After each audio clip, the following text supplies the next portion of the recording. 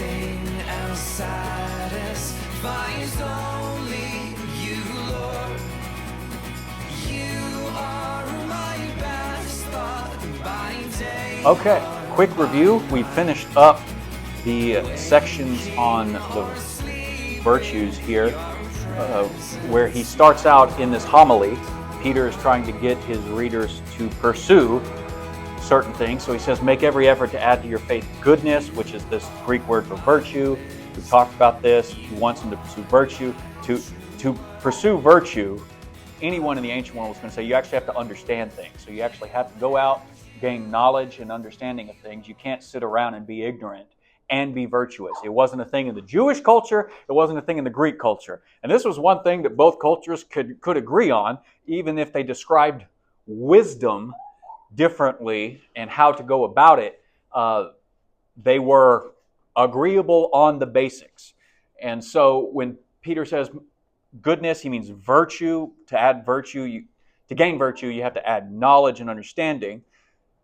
And when you have added knowledge and understanding, you develop self-control. Self-control develops perseverance in an ongoing fashion. It's not enough to control yourself. You have to control yourself all the time. Wrap yourself up in self-control. Let that knowledge be the key to and that understanding, the unlocking your self-control, and then gain self-control across time and circumstances enough that you will develop godliness. That you will develop godliness. This is a little bit temperamental itself, but I think I figured out the right way to set it up here so that if I yank on it, it doesn't necessarily go away. Godliness is one term. The word is virtuous duty, or just loyal duty. Godliness is the word that gets translated, and that's a fine translation, but it means fulfilling your social obligations, which makes sense because starting up here with virtue, the Greek word for virtue is in line with your social obligations to other people. It is not a private thing. You are not a virtuous person because you do what pleases yourself. You are a virtuous person because you do what is good for society, which makes sense because he's wrapping it back up here with godliness and saying it's your duty towards other people in the community. And as you do this, you develop the mutual affection, brotherly love, familial affections that are extended outside the family. And then ultimately wells up to the final virtue, love, agape. Love is sacrificial love, love that gives up what you want for the good of another person.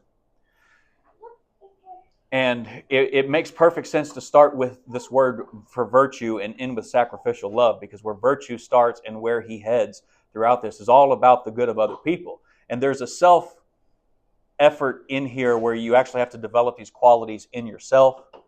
But the ultimate goal is always for it to extend out towards other people. If our society is just trying to develop knowledge for the sake of knowledge, you're doing a mental exercise, you're not going to get credit for it with God.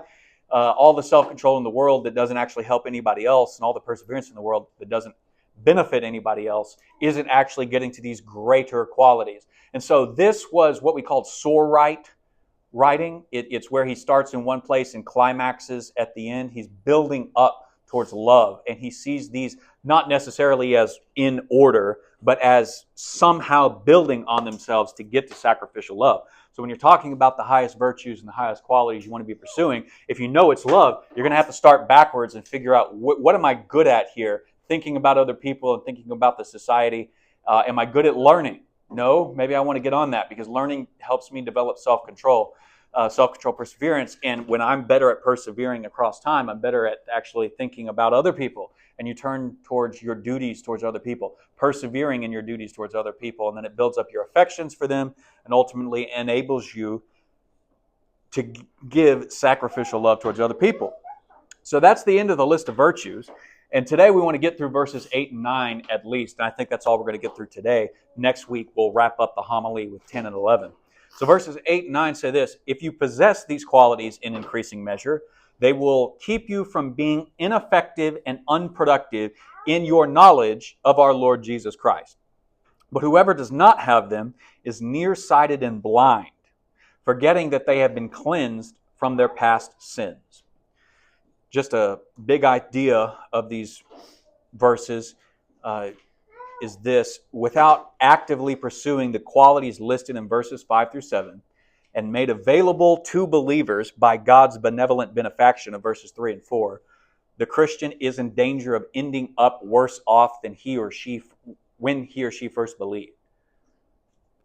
That's the ending of verse 9. Peter does see the possibility that you come to the Lord, you believe, you're baptized, and then you can end up worse off than before because you're not actually living a Christian life and pursuing the things that we need.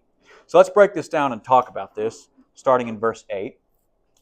For if you possess these qualities in increasing measure. So Peter is teaching here that the best way to consistently counter the corrupt teaching of the heretics is to always be pursuing godly traits, which is the purpose of verses 5 and 7. He's given you the traits. These qualities are the traits mentioned in verses 5 through 7. He says, look, you guys are under attack because the heretics are trying to lead you astray, getting you to indulge in every sinful thing that you possibly can. I don't want you to do that. So you need to actively be pursuing the traits listed in verses 5 through 7. If you're going to accept God's benevolent benefaction in verses 3 and 4, pursue these. And if you do, you won't really be in threat by the heretics, and the problem will take care of itself. Because when heretics know they can't deceive you, and this is kind of what all narcissistic, predatory people do. When somebody stands up against them and they know they can't bully their way into getting what they want, they've used up all their goodwill in the society. They have to move to another group, move to another society. They have to move someplace else and start the cycle over again of deceiving people and trying to lead them astray so that they can gain power and control over them. It's a mutation and a virus aspect of bad people, people who are not pursuing the virtues of 5 through 7. But if you are, then the ever-increasing godly traits, they just naturally shrink the possibility of increasing in sin, self-indulgence, and apostasy, which I think makes 2 Peter a very applicable book for our culture, because our culture is all about fulfilling yourself, doing what you want, doing what makes you most comfortable, and doing what's easiest is like the way a lot of our society defines virtue. Which is why in verse 5, I correctly defined virtue as actually being about other people. It's about the society around you. If you're only thinking about yourself, as the heretics are, you're not being virtuous. Peter's tapping into that and actually calling us towards something. Carla? So what were the heretics going to gain by getting these people to follow what they were teaching? That's a good question. Was there some monetary reward or legitimacy for their actions? If other people are doing it, then it can't be better than I'm doing it. Okay. That's a good thought. I think that's a part of it. I think the monetary gain is probably a part of it. Okay, that's what I wanted. Jude seems to allude more to the fact that the heretics he's dealing with are there for the monetary gain. Okay. Peter doesn't seem to focus on Wow. any monetary gain. If he focuses on why at all, it's probably to say they just don't want to face themselves or the consequences of their actions. So they're developing ideas that will let them get away with it. We'll talk more about this probably next week. I'll at least get started with it next week. I'm leaving the discussion for the heretics and what we can know about them until after we finish the homily, before we jump into verses 12 and on. Because that's where Peter really starts setting up his conflict with the heresies, and everything he's going to say from then on is in light of the heresies, but so is this. And so because the heresies are trying to lead people down the wrong path instead of up the right path, they are the people he's writing in response to, and he's trying to get the community to say, don't do that, don't be like them, pursue these things, and these people will have no power over you, which I think is part of it. I mean, what do all men want? What do all people want? Power over other people. Power to get what they want, when they want it, without any sacrifices to themselves, even if it costs you a sacrifice. And ultimately, I think that's just the bottom line motivation of all peoples everywhere, trying to gain power over everyone all the time. I don't think these heretics are any different. So, as I mentioned before, these qualities are those already listed in verses 5 through 7. Faith, the list all the way down through love.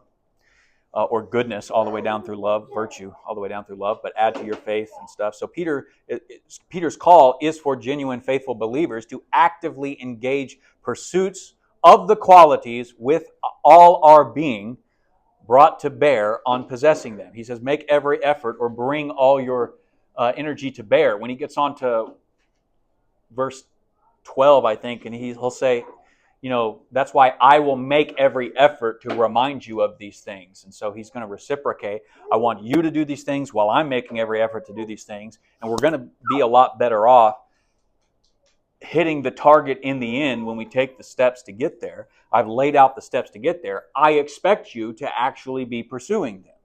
And this is your personal responsibility to take up, finding a virtuous path.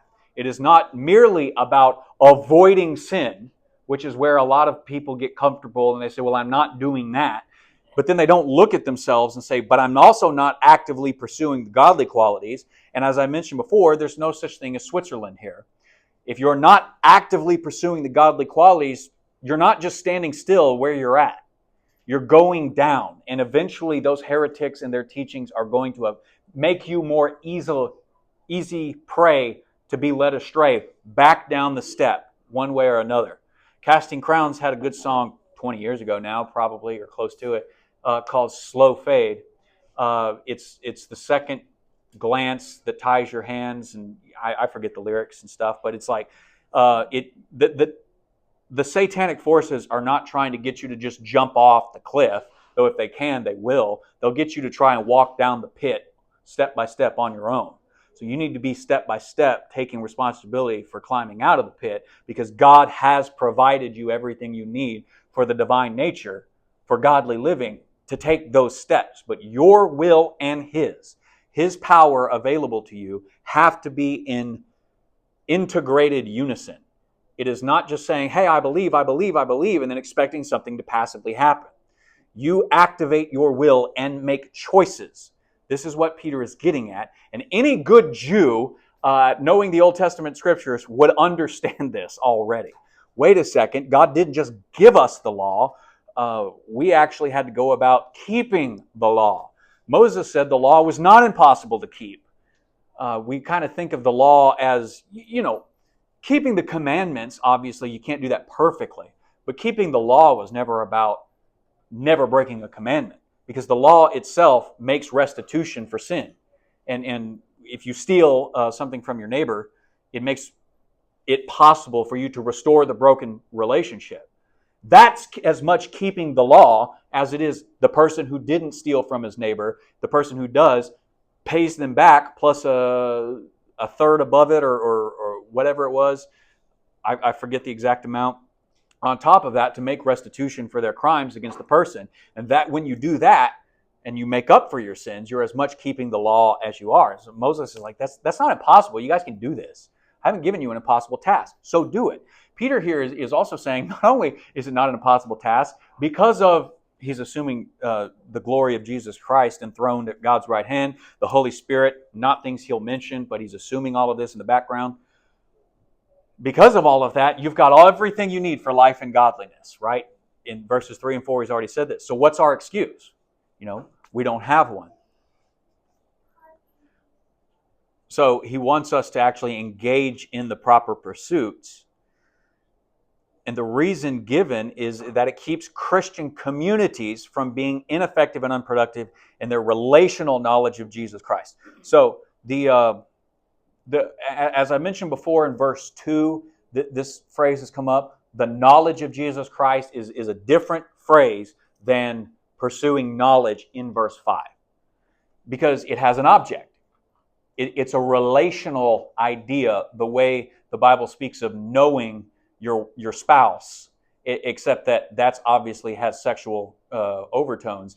This obviously does not, but that relational idea of knowing a person. If you think about it, it makes perfect sense that this knowledge would come up, because what's the first thing that you do when you go on a first date? You ask questions and get to know the person. You actually have to know things about the person to know the person on the deeper levels. And the same is true of reading our Bible. You're getting to know Jesus as you're learning things about him. It's not about knowing things about Him. It's about knowing Him, just as it's not about knowing where your spouse was born. It's about knowing your spouse. It helps you know your spouse to know where they were born, what they grew up, what was their family life situation, what are they bringing to the table relationally. And so it's very, very similar language. And he says you can't really know the Lord if you're being ineffective and unproductive. So pursue these qualities, and you won't have a problem being ineffective and unproductive. So the fulfillment of Christian relational responsibility is contingent on each and every one of us constantly pursuing the Lord wholeheartedly towards His virtuous goal of godly living. And if we're not putting daily conscious effort into this, you're not standing still. You're going back down the stairs. You want to go up the stairs, and that requires conscious, willful effort. Not doing it when it's convenient, not doing it when you feel like it, and not doing it when you have an issue. Okay, it's convenient and easy for me to go to church today. I guess I'll be there. Well, I kind of feel like going to church today. I guess I'll get up and go. Oh, I don't feel like going to church today. Irrelevant. Nobody cares what you feel like doing or don't feel like doing. God, obeying a king is not about what you feel. God is a king. He has raised Jesus up to be His chosen king over the whole world. It doesn't matter if it's convenient. It doesn't matter if we feel like it. We are responsible to obey. It's just like love. Exactly. What does it matter if you feel like loving your spouse today? You made commitments. Right. Hold to your commitments, and the feelings will eventually come back around. We get this kind of backwards in our society, and we think, my spouse upset me. I don't love them anymore because I don't feel anything for them anymore. Wrong. You do feel for them. You feel anger. You feel resentment. You can deal with those things, the negative emotions, and fulfill your commitment in marriage to them, and those feelings negatively go away as you deal with them, and the positive ones have room to well back up. And it's no different with the Lord. If you're actively pursuing positive things with the Lord, as Peter is calling us to here, then the idea that you don't feel like it won't even cross your mind. You'll just do it. This is the idea of perseverance placing out in those things. You persevere through your bad feelings, through your exhaustion. You get to take breaks. You get to rest and Sabbath. You get to put your arguments on hold. You get to sometimes put your problems on hold. You don't have to completely deal with them all in one sitting, but you take the steps to deal with them, and you don't avoid them. Because this last one, we come to God when we have an issue. We come to God when we have a problem or a prayer request or something, but we don't really know the Lord. We don't really have a relationship with Him. It's like saying, I talk to my spouse when the bills are due to make sure there's money in the account, but I never take my spouse out on a date is kind of the point, of what I'm getting at here. You don't want to do that. Obviously, you got to deal with your bills and stuff, and so that's a conversation you need to have, just as you got to pray over your problems, and so you got to talk to God about them. But if you're only talking to God when you have a problem, you're just trying to use God to solve your problems. That's not knowing God, and you're being ineffective, unproductive in your relationship with the Lord Jesus Christ. And you can do something about that. So he says, possessing these qualities in increasing measure. Let's talk about this language. Some translations will say abounding, but the idea is you're just ever increasing and you've got way more than you actually need. An abundance of it. An abundance of what? Just to go back to this. The qualities of verses 5 through 7. The virtuous qualities. You want to increase in them to such a point and an extent that they just kind of flow out of you. Everybody in the community not only knows you have the virtues, that they can go to you for advice and instruction on developing the virtues themselves and all that stuff, but that they're just a second nature reflex to live the godly, virtuous life. So the wording here suggests increasing to the point of excess. You've got way more than you need, which is vastly different, and I mentioned this before, than our materialistic world. Our materialistic worldview, especially here in America, where we have all the money we could possibly need, whether it feels like it or not. We've got way more access, and we live in excess of our needs. But this is not about our physical needs. This is about our character needs. Do your character qualities or characteristics explode out of you in such a way that people would actually say that you have increased beyond measure in godly qualities. So, in our materialist society where so few people are happy or joyous and living with a genuine purpose, here we can see the fundamental problem is defined as this. We fail to pursue the higher non-physical things that matter the most. We get tied down with the idea that we just need more physical things. More money would make us happy. More food in the fridge would make us happy. Paying somebody else to go do the work would make us happy. But we don't know what our purpose is. We don't know the metaphysical realities we're living for. So it doesn't work that way. And Peter doesn't want us to have more. He wants us to be more, which is not something our society knows how to reckon with. You might have to actually give up the job that pays more to pursue the job with more purpose. You might have to struggle financially to pursue your purpose for a while, and then let that purpose, plant new seeds for your purpose, find a new job that pays less, pursue your purpose, and you'll actually be a lot happier with less money because you're pursuing something above just the mere physical realities around you, which is the lower reality. It's still a part of the reality, but it's considered the lower reality in the Bible. Just as heaven is above the earth, but heaven and earth are meant to overlap and intersect, your purpose is supposed to come before your physical needs. And we should be sacrificing our physical needs in pursuit of our purpose. And when the world tells us that it's about having more, we should respond, no, it's about being more. And Peter has told us and taught us how to pursue being more. And if you would actually pursue being more to an excessive degree, not possessing more, that you're just destined to lose anyways, I think you'll actually be a lot happier. Because let's face it, no matter how much any of us are ever going to die with in our bank account, we're still going to die, and that money is going to go to somebody else, which is what the book of Ecclesiastes is in part all about, right? Vanity of vanities. It's all vanity. Okay, so he says it'll keep you from being ineffective and unproductive. So ineffective is this worthless, idle, or lazy mentality. It comes up in a lot of places in the New Testament and in greater Judaism, in what we call the Apocrypha. And so idleness and laziness is the beginning of apostasy.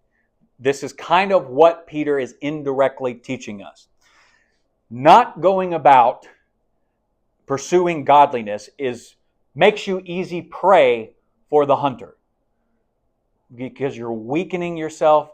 You know, it's just like your muscles. The more you use your muscles, the more you're capable of using your muscles.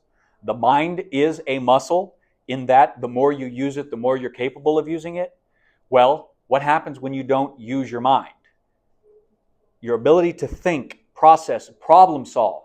This is unfortunately something I did not understand about math, that they're teaching you problem-solving ways in our minds when they're teaching you mathematical equations. If somebody would have just told me that in high school, I would have actually paid attention to it. Nobody ever did. They just said, you're going to learn it anyways. And so it made me idle and lazy, and now I can't do math to save my life, which is why I'm going to turn to Lyle for all of this stuff in the future. So pay attention. Heads up there. You said you were good at it. You had no idea what you were saying. Means I'm going to use you for math. Because you said you know numbers in the Bible. I got a few numbers. Okay, great. We can talk about that because that's the extent of my mathematical abilities. And so being idle and being lazy puts you in danger of navigating the traps and walking right into the traps. This is what predators want, right? And the heretics, one good way to think about them, if you wanted to say psychologically, is that they're kind of the narcissists that are trying to trap and control everyone else. They probably have some conscious understanding that what they're doing is wrong, which is why they work so hard to justify it, as all of us often do about one thing or another in our lives. But we're going to find, as we go through 2 Peter, that the people that are most in danger of the heretics and being led astray by them are just the new believers, because they haven't had time to persevere, mature, and learn these qualities in verses 5 through 7. And so he's kind of in part calling new believers to say, don't waste this time. Get to know God. Get to understand Him and start pursuing the things He wants you to pursue, so that when you're tempted and these things come up, you'll have a battle plan in place. You'll be able to fight back against it, and you won't be led astray. Because if you do not make disciples, and we do what so many churches just do, we get them baptized, they're in the church, they've joined, they've moved their letter here, and we don't actively go through the steps of discipling people, sheep will just naturally get idle and lazy because their shepherds are not pushing them to go anywhere. And that's part of the reason why I teach the way that I do. It's designed to push you where you want to go, of which you get to navigate on your own. But it's like to build up muscle, you have to put yourself under pressure. To build up your mind like a muscle, you have to put yourself under mental pressure. Then you have to lift that pressure. You have to wield that pressure. You have to control it. So I teach in such a way as to put you under a certain amount of mental pressure in your soul, so that you can learn to actually lift the pressure mentally in a safe classroom. And then if you can do this and learn to think about things and wrestle with ideas, you can go out and walk through those ideas more easily. But the real goal is to learn to do it out there. The first step is to learn to do it in here and have those discussions. It's amazing how little that actually happens in our modern church culture for a lot of different reasons. But I think really the responsibility lies on pastors and teachers. Stop facilitating conversations. Start actually teaching Scripture. Everybody should have the ability to communicate what they're thinking about the Scriptures, for sure, but don't just sit around and talk about, well, what do you think about this, or anything like that. Actually research and learn what it says. And it doesn't matter what we think. It doesn't matter what we think. It's like, okay, but how would you know if the other person is thinking something different than what the Scripture is actually saying? And how can you navigate that conversation if you yourself don't know the Scriptures really, really well?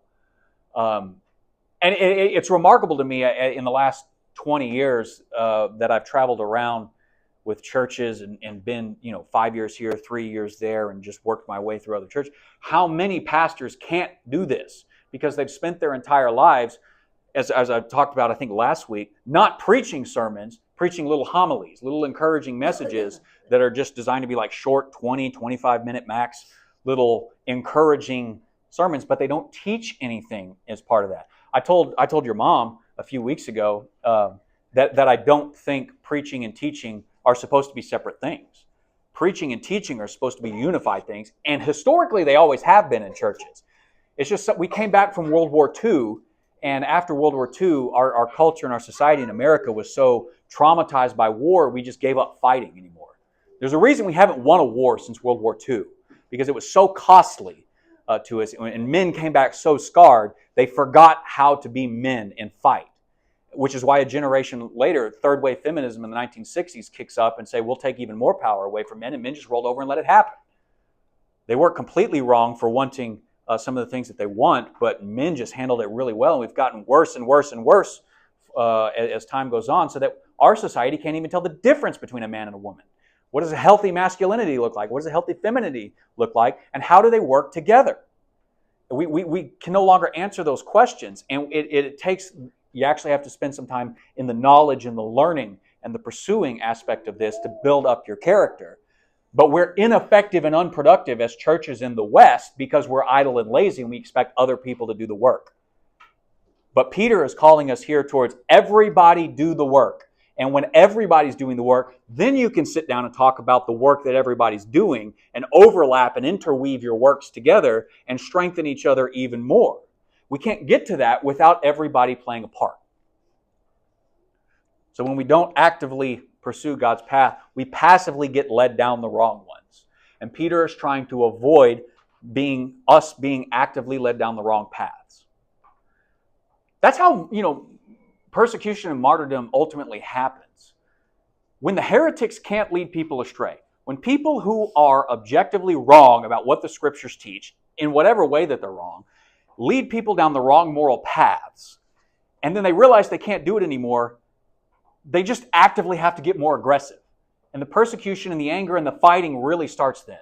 And you're just going to have to live through that. And the people that control the society and are most affected Their power is most affected by societal control. Turning against them are the first to lash out and try and stop people from turning ineffective and unproductive minds to productivity, towards thinking, towards really weighing options and goals here, pursuing purpose beyond the physical. And if we can get out of that trap, we will actually gain the divine virtues, or at least be on the path to gaining them. And so the ineffective, unproductive, and unfruitful language here of verse 8 contrast with the possession of the divine virtues of 5 through 7. Without producing positive fruit, we only produce negative vices in the world. No one is ever truly idle or neutral in the cosmic conflict. Again, there is no such thing as Switzerland here. You are either on God's side and actively pursuing it, as imperfectly as you are, is better than just, well, I can't get it right 100%. I guess I just won't give 90%, which is, a defeatist attitude, a hopeless attitude, and an attitude that unfortunately a lot of people have. I can't be perfect, so why bother? And how surprised they will be when they stand before the King of Kings and he says, "Depart from me, for I never knew you." Yeah. And they're like, "But I went to church, I helped the poor, I did this, I did that." But they never did the things that God wanted them to start with. Yeah. Because those are the outpouring of the fruit of the Spirit. Yes. Is right here. Yeah. Okay. You really believe that God rose Jesus from the dead? That should fill you with hope, because death is not the final answer. If death is not the final answer, and God's kingdom is breaking into this world in this age, then you have hope even now that you can actually tap into the divine nature and live a holy and godly life. Not 100% perfect, as if that's not at all what Peter is saying. Right. He's just saying you can tap into it and you can actually live a virtuous life. But even the Greeks understood that living a virtuous life was not living a morally perfect life. And that wasn't the claim that they were making. And so many people think, well, if I can't do it perfectly, why bother? But it's the pursuit of it. Okay, you can't do it perfectly, but by pursuing it, right, you can do it proficiently. Or and maybe you'll get absolutely not perfect. Yeah, you'll do it. You can't do it perfectly. You can do it proficiently, and you'll find that God, the good King, will reward your proficient effort. All of this is heading towards the fact that final judgment is going to come. The heretics are denying final judgment as part of their heretical teachings. And their idea is, because there's no final judgment, we can do what we want now. Peter's saying, no, there is a final judgment, so pursue these things now, and as imperfectly as they're going to be pursued in your lifetime, you'll still be rewarded for them in the age to come. That, again, should fill us with hope, and that hope should motivate us towards actually pursuing these things.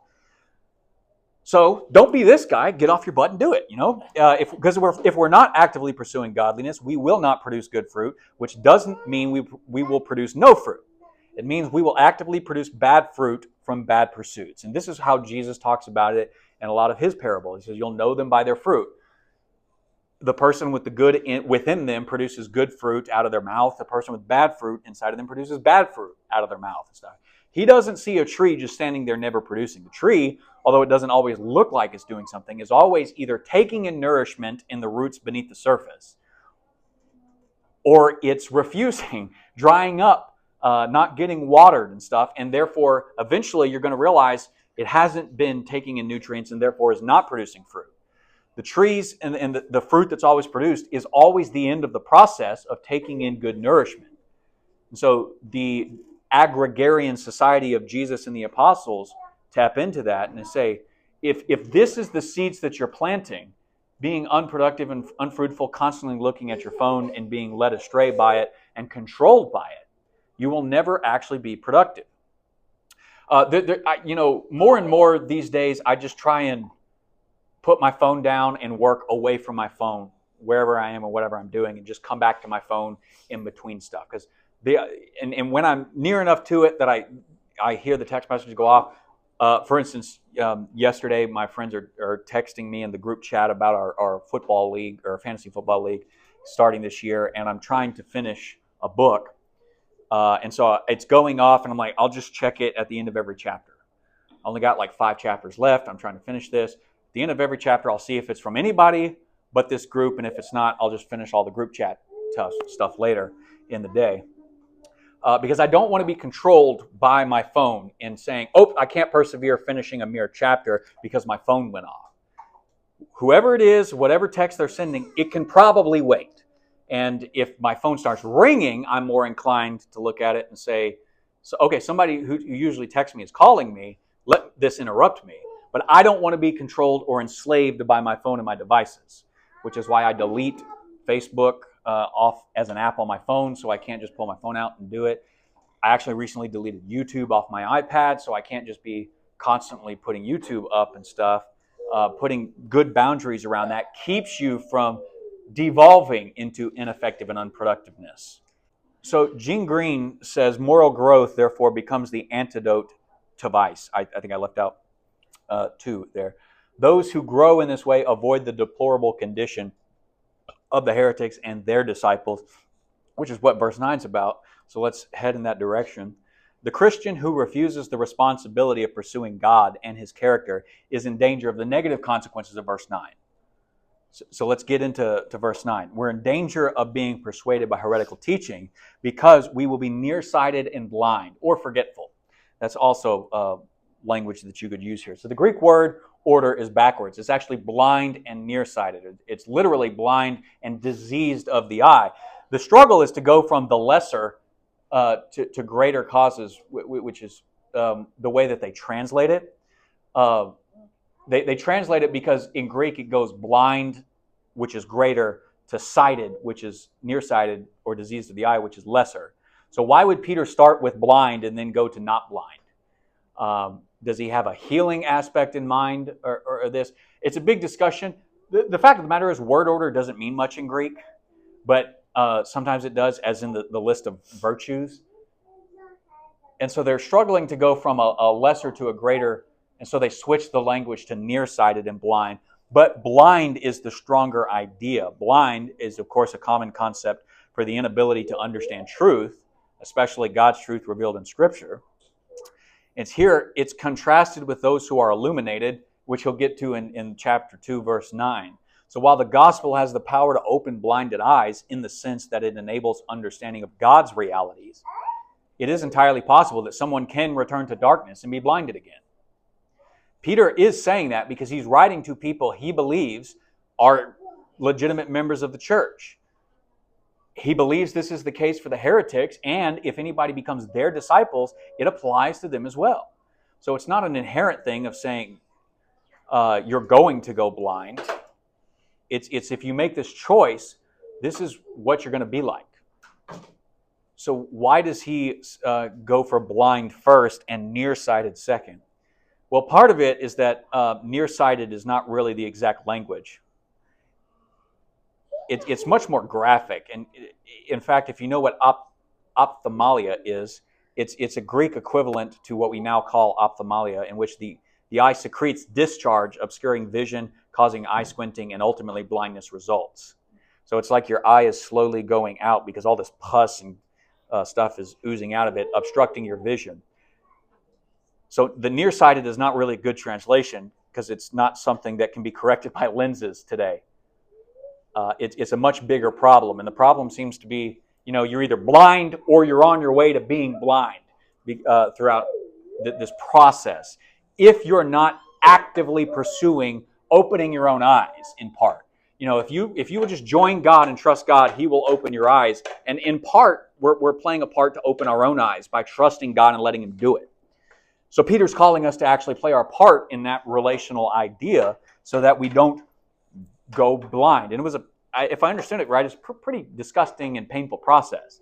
And Peter's tapping into the graphic language there to make the point. Nobody would voluntarily choose to do this.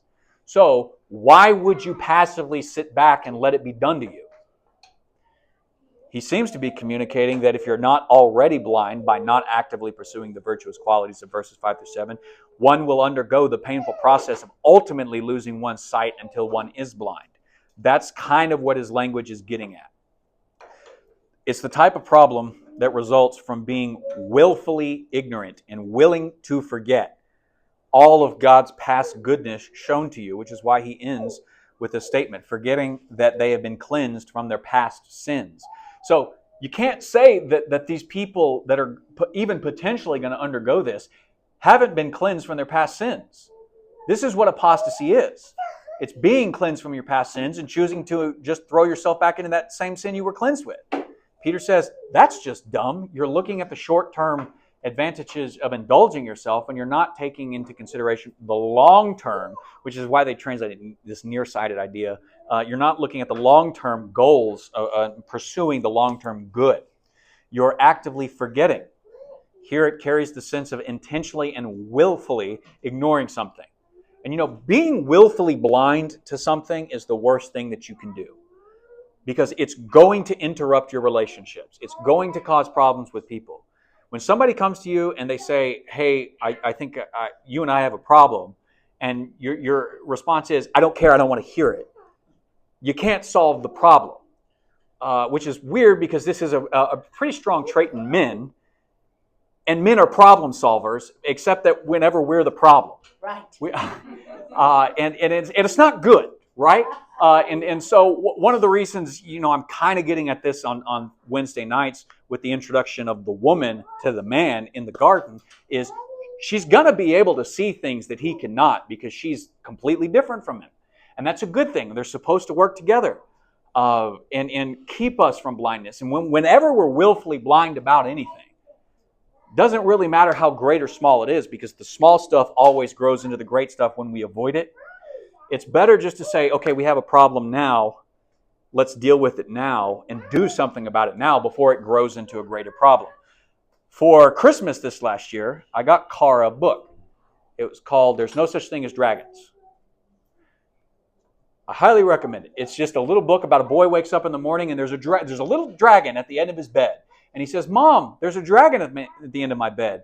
And his mom says, there's no such thing as dragons. So he gets up and he goes about his day and the dragon is doing stuff like interrupting his breakfast. And he's, Mom, there's a dragon stopping me from eating my breakfast. There's no such thing as dragons. And the dragon gets bigger every time she says it. Because the dragon is the problem. And while they're ignoring the problem's getting bigger. Until ultimately the dragon is so big that it lifts the house up, flies away with the house, until the dad is coming home that evening and he says, hey, that dragon's got my house. And then because he's paying attention to the dragon flying away with the house, the dragon gets smaller just by paying attention to the dragon and dealing with the problems until ultimately they put the dragon puts the house down. And the more they pay attention to the dragon, deal with their problems, acknowledge their problems, and deal with it, the smaller the dragon gets until they realize they can live with the little dragon in their house. They don't even get rid of the dragon at the end. Because it's not necessarily the goal to get rid of your problems, because maybe you can't. Maybe it's beyond you. But you can deal with your problems in such a way that they actually remain small instead of dominating your life. And that's a much better lesson, but you can't learn that lesson when you're just willfully shutting down somebody who's trying to talk to you about a problem. I like the visual too in there that she doesn't just ignore the dragon, like the dragon is officially in her way. She has to climb out the windows yes. of the house because the dragon's in the way. Yes, it's a simple book, but it's powerful in its psychology there because it's trying to make that point. Eventually, your life is going around your problem and interfering with your day-to-day stuff anyway. If you would deal with it, you could just go straight from point A to point B instead of going around a giant dragon. There's no such thing as dragons. Well, yes, there are, which is why the Bible uses draconic imagery for chaos, for problem solving. And God has to go to war against Leviathan in the Old Testament. They portray it this way because there are such things as dragons. There are things and issues that we need to go to war with. And being avoidant about this is to say, I don't want to go to war against myself. And then you become the problem and you become the dragon, and then somebody has to come along and slay you. You don't want to be slayed by other people? Be the man who goes and conquers your own fears, even if your own fear is conquering yourself and admitting your problems. You ever read the book, The Once and Future King by T.H. White? King Arthur story. Arthur becomes king. He sets up the round table, and then the time goes by, and there's such peace in Camelot that the Knights of the Round Table ultimately start fighting amongst themselves and become a problem. So author says, okay, they need a goal. They need something to go out and fight. They need a purpose. So he gives them the quest for the Holy Grail and says, you're all going to go out for the quest for the Holy Grail. We don't know where it's at. We don't have the faintest idea. So he takes them all to like the forest of dread or terror or whatever it's called, and they all have to look into the forest and find the spot that looks the darkest to them. And that's the direction that they're all going to take, each of them going their own ways. The idea there is you need to find the thing that makes you the most afraid, look it dead in the eye, and go after it and fight it. And you will grow from that, because when they come back from it, each of them are better knights because of it. And it's a great metaphor for this. But you can't do it if you say, oh, that's the darkest part of the forest. I don't want to go over there, and you just turn away or give up being a chivalrous knight or something. So the worst thing that we can be is willfully ignorant, blind, and avoidant of something we do not wish to know, see, or do in our lives. The dragons get bigger when we do this. Here, when we forget that our past sins have been forgiven, and we are presently cleansed for the purpose of pursuing godliness, but we instead turn it into the chance to pursue sinful vices, we are choosing to ignore the greatest good done to us to indulge the greatest bad available within us. The exact opposite of what God saved us for. And the question becomes, is that really going to get you anywhere good? Are you really going to like the end of that journey? It's better to look into the forest, figure out what's making you afraid, figure out the dragon that you're avoiding, and turn and look at it and go off to conquer it, as hard and difficult as that is going to be. And you'll find that as you do out there, you're tapping into God's power to actually conquer that thing. But so often, the first thing you have to do is turn it in on yourself and look at yourself. What problems are you causing? What parts of your character are not yet developed here? Cleansed is most likely referring to their past baptism, as the obvious idea is not the ritual cleansing, but moral cleansing, as it is tied to their sins. So the idea would again draw the reader back to the moments of their conversion, as in verse 3, their knowledge of the Lord. And this makes the most sense at the time of conversion, is meant to mark the beginning of moral change. Emphasized in the early church is baptism of new converts. They taught and understood baptism way better than we do. That saying, okay, from this point on, your old life is done. And you're here because you're choosing to walk a different path. The Lord is meeting you in that path, and so you're going under the water to die and coming up again, choosing to walk another path.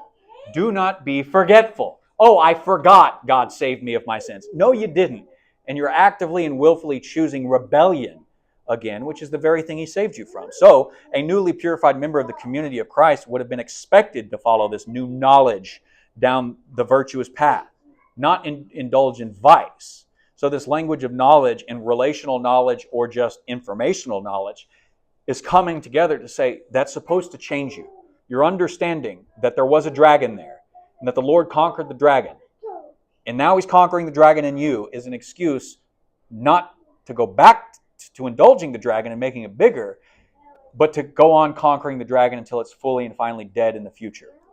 To deliberately forget that fact leads to the exact opposite of what you converted for. So, the question becomes, what have you pursued this week? If you pulled out your phone and you looked at your screen time, how much screen time have you been on each of your apps? Because that'll tell you what you've been pursuing this week. How much time have you actively and consciously pursued God and His divine qualities? I already mentioned this. If you pull out your phone, your tablets, you look at the screen time, it'll tell you how much you've been pursuing. Would that show a pursuit of godliness or amusement? Amusement in English is this word amuse, meaning not think. Muse is the Greek word for thought. Negates it. To not think is what being amused literally means. And most of the time when we turn to our amusements and stuff, we're checking out mentally. And learning to read will force you to form pictures in your head. I like audiobooks because audiobooks do the same thing. They form pictures in your head, but you should have both in your tool belt. The ability to listen to somebody else and form pictures in your head is great because other people are going to talk to you and not write everything down. But sometimes people are going to write stuff down. You're going to be able to have to form pictures in your head from what they wrote down, like God did. And so it determines your virtue or your vice, your pursuits, your patterns, and your habits determine your destiny because you're pursuing virtue and vice. And if we cannot be neutral and we lack godly virtues, what are we actually like? I mean, what are these qualities within us? And what do we want to do to deal with these qualities in each and every one of us? And if you're doing it, and I'm doing it, we come together and we're honest about the fact that we're struggling through these problems with ourselves, we're going to be much more readily available to accept the other person's struggles because we know what it is to struggle because we're struggling too. They know we're struggling. We know they're struggling. Hey, we can help them out with that, or at least be there for them while they're struggling. Wouldn't that be an amazing way to build a culture, to build a church and stuff?